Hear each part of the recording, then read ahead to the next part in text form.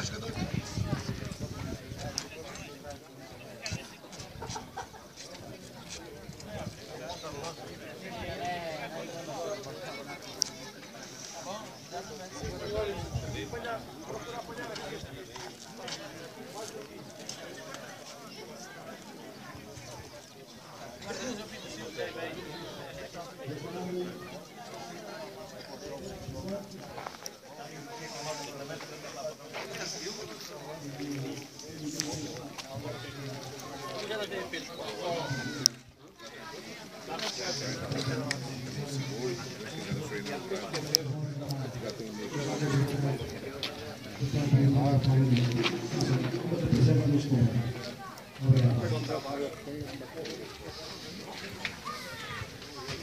Em nome da Casa do Povo, faço a pedir os direitos falar.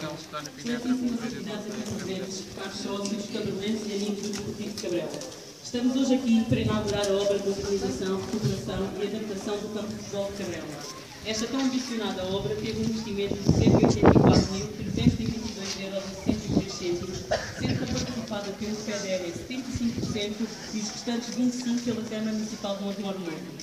Com este espaço remodelado, o desporto em Cabrela ficou mais rico. Para além de dar as condições necessárias à continuidade do futebol sénior da divisão de elite na Associação de Futebol de Évora, as infraestruturas existentes ficaram ao nível das exigências das novas necessidades resultantes da alteração de hábitos e estilo de vida, dando oportunidade às crianças e jovens de iniciar a sua prática desportiva mais cedo e em condições idênticas aos seus similares de outras localidades.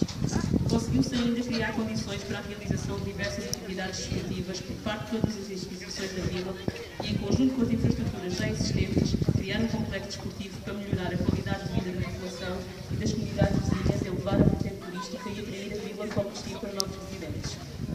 Para além dos 25% de investimento na obra, queremos agradecer também à Câmara Municipal a disponibilidade de alguns dos seus colaboradores com conhecimentos em candidaturas aos fundos europeus que nos acompanharam e ensinaram a fazer esta candidatura passo a passo.